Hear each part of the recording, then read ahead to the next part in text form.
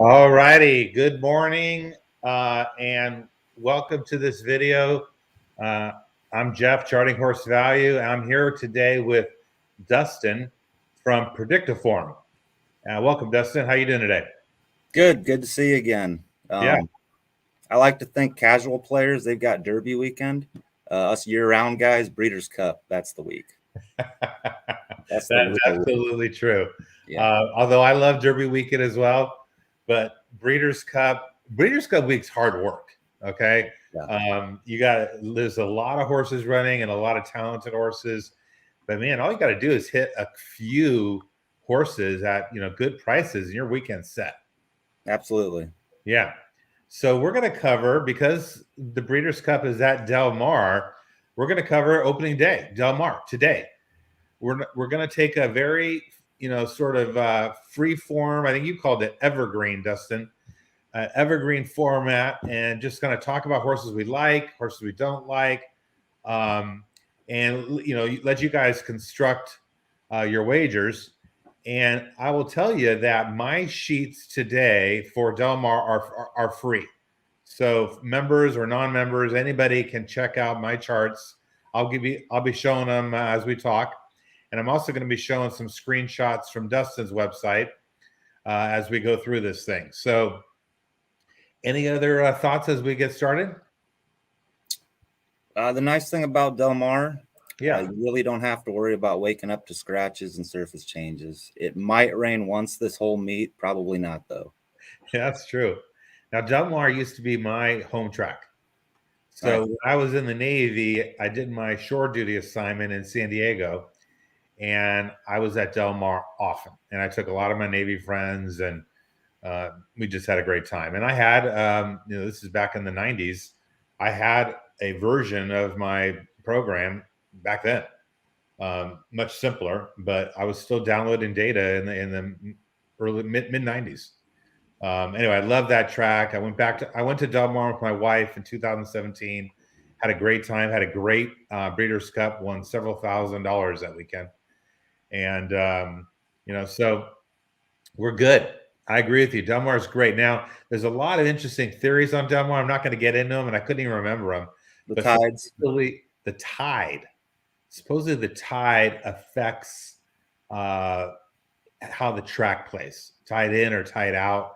I'm not going to get into it. I can't even remember which one it is. But pay attention as always on how horses are running and where they're running from. Yep. All right, we're going to start off with race number 1, which is, let me pull up my graphic here.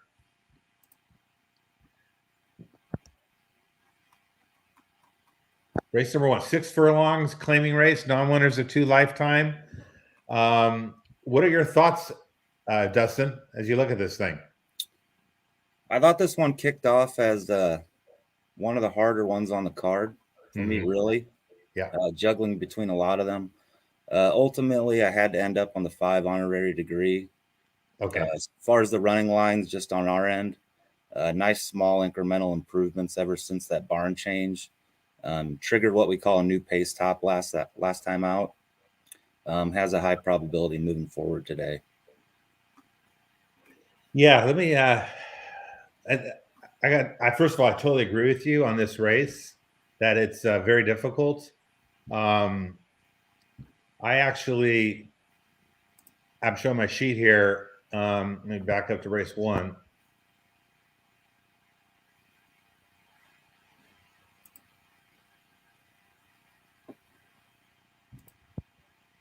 All right. So I've got honorary degree a little bit low on my sheet. But if you look here at this value column, there's no value. I mean, 1, 2. I mean, I want to see 10, okay, or more. There's very little value. I don't know how you can have 5 horses under 4 to 1 in a 6-horse field. So some of these prices are going to drift up, I think. Honorary degree, for whatever reason, is a little bit low. Tell me the reasons you like honorary degree. It's mainly that new pace top. The fastest 4 furlong split of their career without expending too much energy in the final. They can keep moving forward. Okay. I wanted to pick the 3 really. Uh, By far the most compressed of the field. mhm. Everybody loves Lone Speed. That one's more of a lone sustainer. Yeah. It's just hard to make top picks and dirt sprints the more compressed horse because they can't really just take a race for themselves. They're contingent on somebody going backward. Yeah. Pick Your Bid has a poor trainer score, but still gets a very good jockey on board. I think that's a very strong angle as well. And then when I come up with these odds lines, which by the way, look at this 5-1, 3.9, 6.4, 5.7. I mean, basically, it's a completely wide open race when you look at this odds line. Yeah, But it's on pretty best, tight. yeah, best odds, I have that horse at 3.2, which is the best in the race. And that's why the horse gets a tiny bit of value of $2 relative to the morning line. At the end of the day, if you forced me to bet on one horse, I would probably bet on Hot Pursuit, or Starship Chewbacca, and you're on honorary agree and Pick Your Bid. So we're on 4 different horses in a 6-horse field. I would not bet this one to win at all. I would not play this race unless I was in a double or in some sort of serial wager. Very difficult race. I'm gonna go with Hot Pursuit or Starship Chewbacca. All right, let's go back to this, and let's talk about race 2. What do you got? Um, well, I think it's hard to knock this morning line favorite, Yeah. Sparkle Blue. Set a compression line debuting on the dirt, uh, which transfers well to turf. Okay. Went to turf stakes last out. The way we kind of measure late acceleration is called turf spread. Okay. This one's turf spread is kind of unmatched by any of today's rivals. Mm-hmm. It was only 5.5 lengths back from a BC horse last time out too. Yeah. And then entered at Keeneland 4 days ago, and it rained, so they just kept on going west. Looks like they're really trying to get this one into a race. Mm-hmm. That horse is definitely most likely winner. Um, Comes out very fast on Thoroughgraph. I was looking at Thoroughgraph, and that horse is definitely the top horse on Thoroughgraph. Could easily single that horse, and shows up pretty high on my sheet, which I'll put up here. So you see Sparkle Blue there is second in my sheet, but like I said, very fast on Thoroughgraph. And if you see the energy score of 82, that's kind of like my version of a speed figure, is slightly best. I like Miss Bellatrix, who is 5-1, sitting on my top of my sheet, A+, gets $6 of value. I think the horse is an overlay at 5-1. Probably going to get bet down a little bit, but if I was playing serial wagers, I would only go too deep. I'd only go too deep with the 4 and the 5. So basically, the top Thoroughgraph horse and top horse on predictive form, and then the top horse on my sheet, Miss Bellatrix.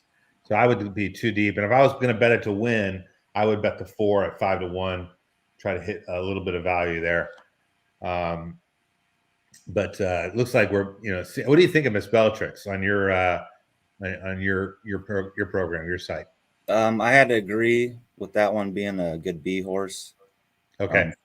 4 of today's rivals, I think, were all in that same stakes race last out. Yep. And that 4, she was 7th early, but she wasn't actually that far off a crowded, kind of fast pace. Yeah. It was really the only one of those 4 that finished with any energy. Uh-huh. So she's kind of on the improve. I did have her down as the B. Yeah. I mean, this rank column is really important. And this horse gets 2 1s. And so ranks first on best odds and ranks first slightly on energy score. So not very fast on Thoroughgraph. So that concerns me a little bit. But, Thoroughgraph sometimes is wrong. I feel like if I got 4 or 5, I got pretty good coverage in this race. And I'll look to spread other places. All right. So good. We're on that. We're 1 for 2 on agreement. Yeah. Yeah.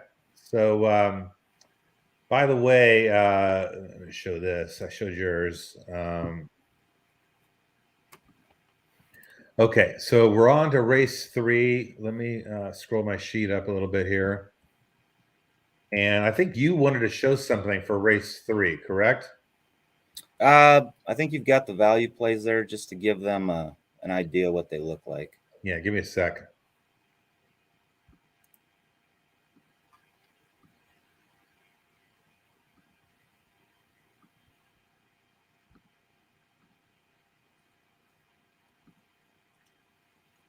Okay, value plays. All right, race 3 value plays. I think I have it up. Yeah, so this one, Heaven's Music, Yep. probably going to end up being my strongest single of the day in a race. Yep. As far as this value plays algorithm, a top contender, and then everybody else is labeled too slow except for the 3 horse there, but there's no fringe contenders. And it takes a lot for the value plays to ignore a couple new pace tops and make somebody else the top contender. Missed twice at this level already. Both those winners were gate to wire, though. Just nothing they could do. I think today's the day. Yeah. You and I are on the exact same horse. I also agree this is probably the most likely winner on the whole card. Let me show my sheet here.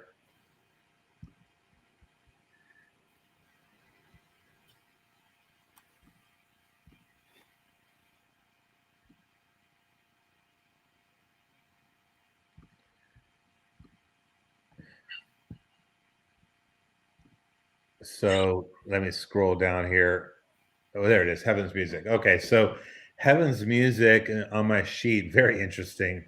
First of all, gets the K grade, which is very limited. I only give that out when the horse just fits everywhere I look. Gets 4 different rank columns of 1. So ranked first in 4 different ways I look at the race. Plus score for best bet based on $10 of value based on this 3-1 morning line. The horse is going to get bet down. No way he's going off for 3-1. But very, very likely winner. Probably 40-50% chance of winning the race. The other interesting thing is he gets this -1 trainer and 5 jockey. That's a humongous difference. Again, showing, so it's not a great trainer, but this is a good jockey getting on board. I think this horse is definitely going to win. The only other horse I would look at is maybe this 4. We got a B grade on my sheet, but I do think it's a good single. I think it's potentially a good win bet. If I got at least 8-5, I would bet this hard to win at 8-5. And on Thoroughgraph, this horse is much the best. Okay. So this to me, everybody, you're saying it, Thoroughgraph saying it, I'm saying it. This is a single. This is a very likely winner.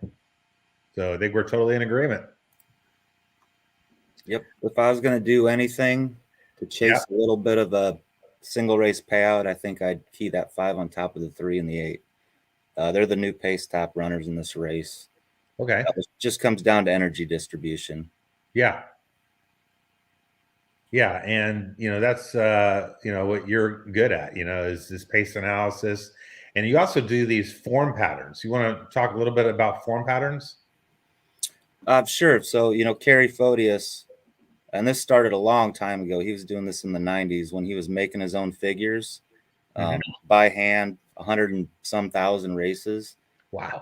These form cycle patterns kind of come from themes that he saw that kept reoccurring and recurring. So that's how we have them triggered. This new pace top I'm talking about, a race simply puts something into a horse or it takes something out. This is one of the most stronger ones that says it puts something into a horse. Think about the old equation. For every length the horse runs early faster, it costs him double at the end. This is kind of the inverse. What if he slows down a length at the beginning? It gets him double at the end more. So that's kind of the angle here. Okay, good. All right, race 4. What do you think? I ended up using a couple here. The 3 Ferrariano. I think this one can get kind of flip the Script on the 7, wilder than most. I'm going to try and beat that one. Use the 3 on top. And then also the 2. The Golden Gate form doesn't transfer real well usually down south here. But if I ignore that, ran one of our form cycle patterns. It's called a pace low recently. This one also on the synthetic ran one of the biggest, what we call a spread. Oh, there he is. There you see that last synthetic run. If you take that 4F minus the final, you get that 15. That's our spread. So that'd kind of be how you get the late energy. You have early energy and late energy. Yeah. Our late energy would come from that spread of the difference between the 4 furlong and the final. Okay. So his synthetic there, real big, 15, one of the best he's ever done. Yep. That's transfer well to turf. He's in real good turf form. Yep. I don't know how you don't take this horse to Arcadia with that name, Anita New Mercedes. Got to go to Santa Anita with that. Yeah. Real well. I've always wanted someone to name a horse Anita Another Beer, racing in Arcadia. Good. Yeah. That And run. the new Mercedes. Okay. That's a very good horse name. Yeah. And the as far as that 7, the figures are kind of popped while still in campaign, as opposed to the 3 whose figures have popped off a break. So could be a sign of new exciting form. Going to beat the 7 with the 3, and then I've got the 2 as a just in case value horse. Man, we see this race exactly the same. I think we're going to have some differences later in the card, but right now we do. Let me show my my sheet here.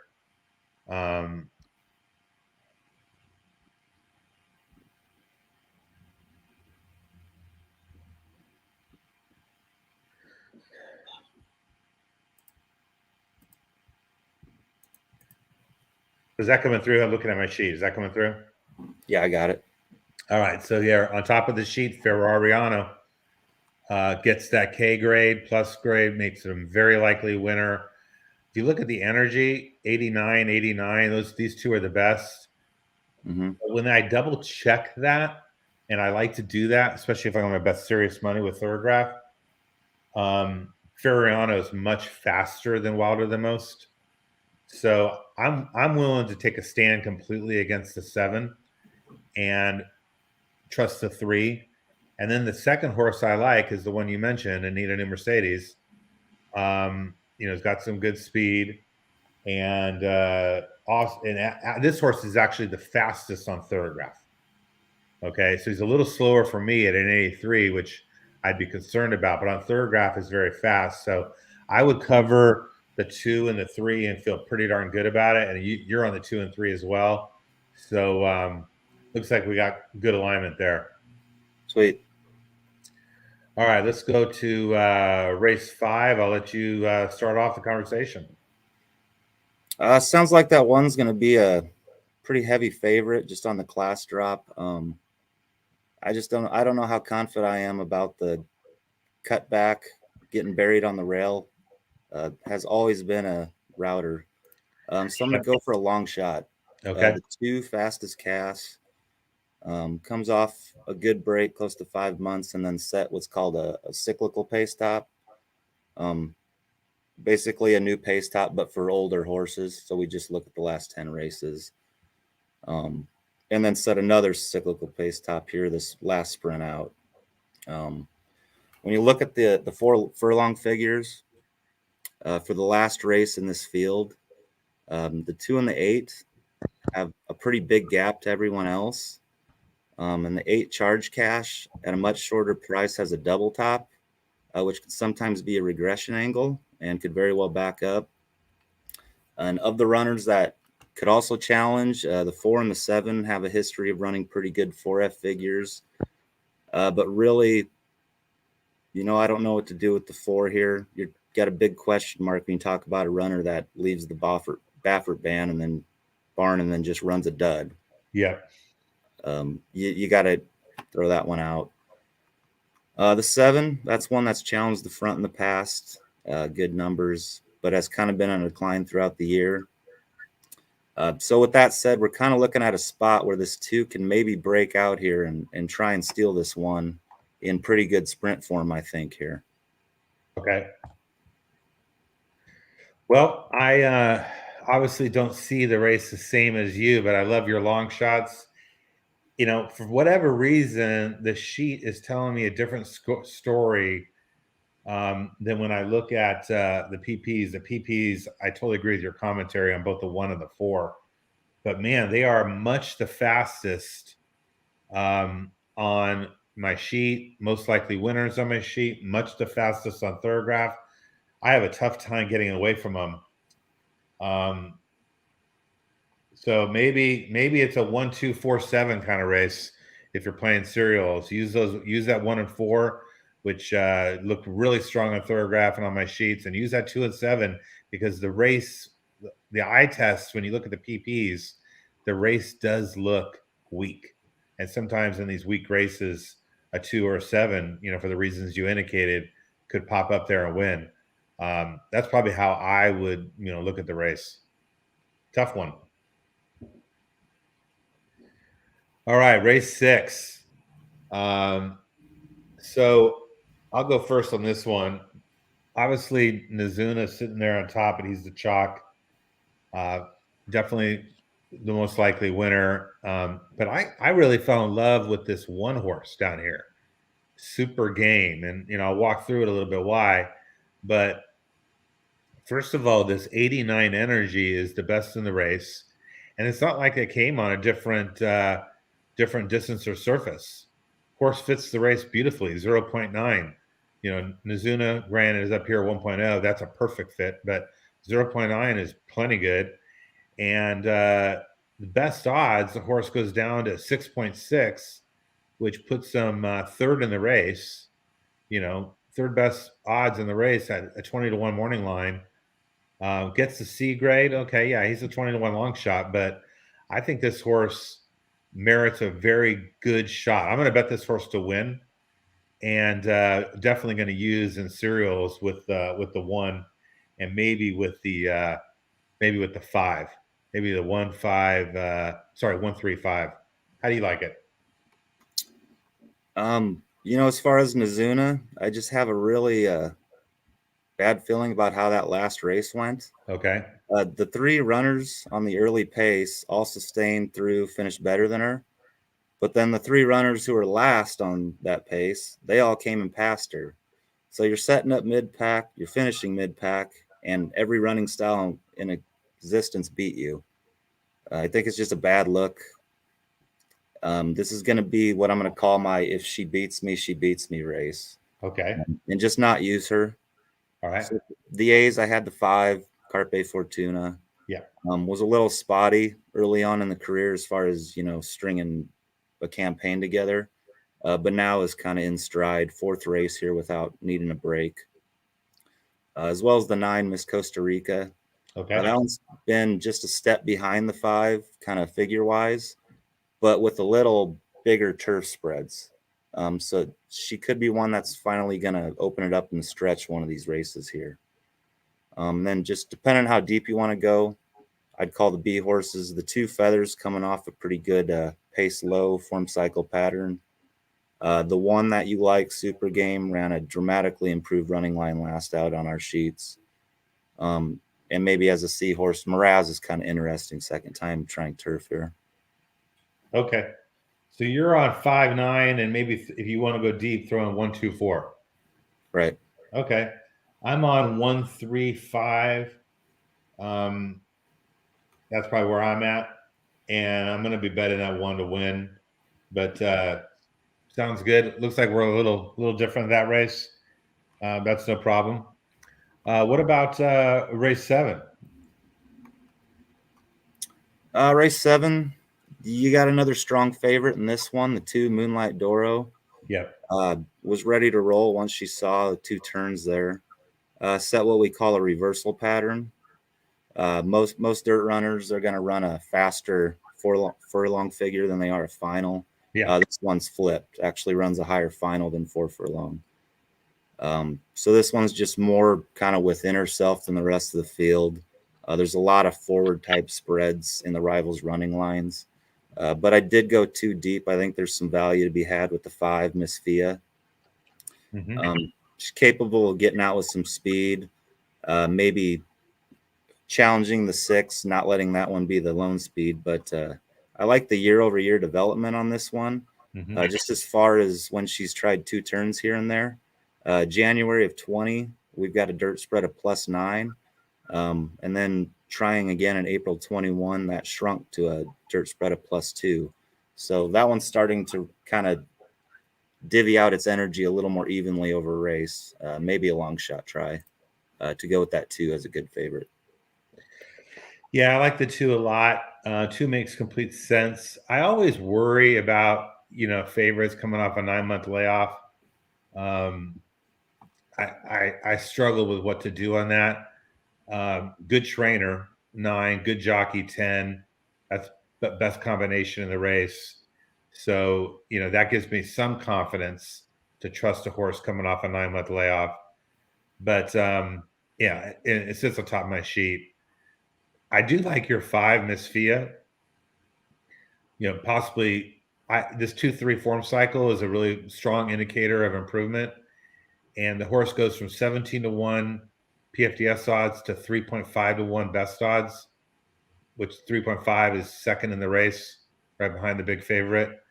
So, if that favorite doesn't fire and this horse does improve the way I think she can, I think that Miss Fia is an interesting long shot.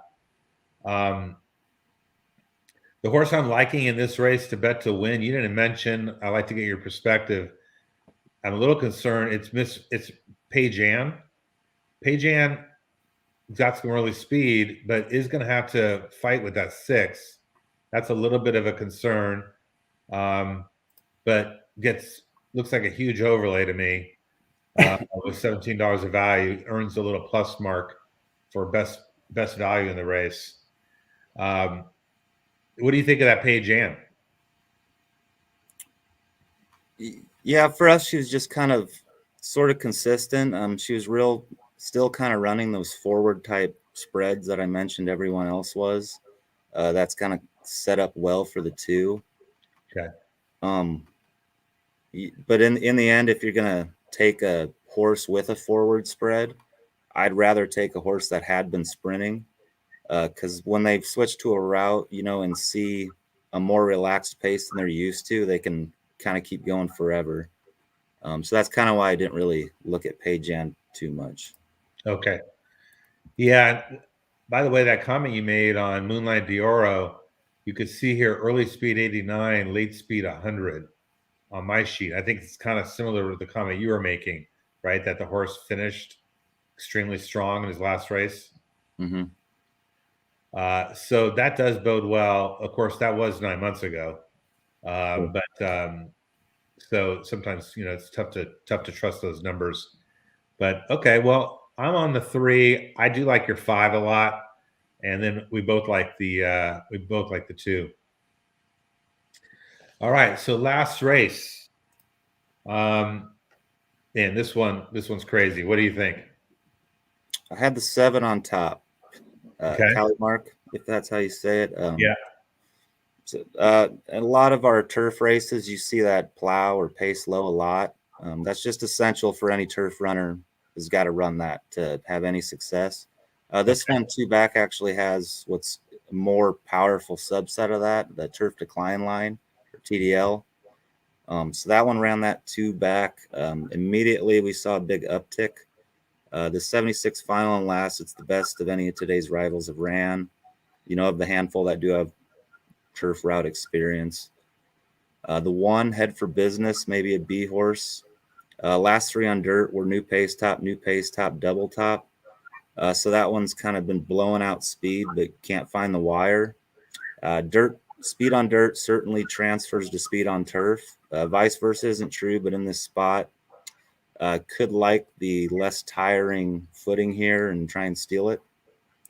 And then you almost have to use the 9 Hill Freedom, at least defensively here. It does look like probably the best horse, but doesn't quite have the nice development that the 7 has had, this might be the race where the 7 overtakes the 9 as a better future turf horse. Yeah, I think the race is pretty wide open. I do think the 9's the best horse in the race, but I don't, I'm not sure. I'm not sure 2-1 or whatever odds that goes off at is a great price. Does have early speed. I guess we'll be competing with that head for business on the early lead. They might be able to slow it down and have a lot left to come home. This 90 energy is definitely the best in the race. Horse is fastest on Thoroughgraph. Second horse in Thoroughgraph is this Talamark, which is the horse you picked and shows up third on my sheet. Makes complete sense. I could see spreading very deep in this race. Maiden special weight, a bunch of wild cards. When you see these little browns like this, those are wild cards. A lot of crazy things could happen in here. I don't have a lot of confidence, but my top 2 would be 7-9. Maybe throw the 5 in there. Yeah. Cool. Good. So tell me about your plans for the week when it comes to the Breeders' Cup. Trying to get Friday out here for our subscribers. I like to put out a screener, just my ideas, concepts surrounding the figures and patterns. Hopefully give them some ideas and they can find some winners. So we'll get Fridays out hopefully later today. Saturdays I'll send probably tomorrow. Okay, good. So I got my Breeders' Cup charts already loaded. And if you want to, be a part of that, you can join my website. It's $20, covers you for the whole month, covers everything I got on the Breeders' Cup. Starting today, I'm going to do videos that are members only. And I'll get my selections out today and tomorrow. So everything should be loaded, ready to go by end of day Thursday. And then, there might be some scratches and other changes, which I'll update Friday morning. But yeah, I think it's going to be a phenomenal day of racing and hope everybody can have a great time. Hit some winners. By the way, my favorite bet on the Breeders' Cup is win bets on, horses that are, double-digit odds and then big doubles. I pick my sequence that I like, my double sequence that I like. And the way I like to do it is try to find a sequence where I really like a horse in the second race and I'm going to bet that horse to win. And the race before it, I like several long shots and I try to hit a gigantic double, hitting one of those 2 or 3 long shots into my horse I'm going to bet to win anyway. And if I do that, I can hit humongous doubles that way. And I'll have to look for what those sequences are, but that's one of my favorite Breeders' Cup bets. And you can get gigantic doubles. You can get 80-1 doubles, 40-1 doubles. You put $20-$30 on that. It's a good score. So, in fact, way back when, in 2017 Del Mar, I loved Gunrunner. I thought Gunrunner was laid over the field. I thought Arrogate was a complete play against favorite. And I liked Talismanic, a long shot in the race prior. So I had a $40 double, Talismanic to Gunrunner. And if Talismanic loses, big deal. Then I'll just stick a couple hundred on Gunrunner. But when Talismanic won, I hit $2,000 on Gunrunner, who was, second choice in the race. And, it was, I basically went long shot to just my very, very strong opinion on Gunrunner. This year, I will give a little sneak preview. Just, I'm not going to give all my picks out, but this year I like Hot Rod Charlie. And just feel like there's going to be quite a bit of pace in the race. And Hot Rod Charlie will not be too far back, but knows how to finish very strong. I think Essential Quality is going to come running as well. I like those 2 horses at the finish together. And hope, I'll get a little bit better price on Hot Rod Charlie. And I'm hoping Knicks Go's legit, very fast. But I think there's a chance Knicks Go may not want to go 10 furlongs. What do you think of that Breeders' Cup Classic? Speed kills. I'm definitely afraid of Nick's go. I don't think I could leave him out. Yeah. But yeah, no, you make a good point. I haven't made many final decisions yet. Okay. All right. Really. I'm a little biased on Hot Rod Charlie. I'll be honest with everybody. Horse shows up on top of my sheet though, but I bet that horse in January to win the Kentucky Derby, and I think I got 90-1 or something like that. And I thought it was the greatest bet ever. And at the top of the stretch Derby day, I thought I was going to get it, but didn't happen. But I think the horse is legit and has continued to improve. And it's potentially, that Pennsylvania Derby was impressive, has potentially improved to at least be as good as Essential Quality. So we'll see. I mean, it's his home track too. It's home, doesn't have to ship. Right, sits right there, and Essential Quality's got to ship in.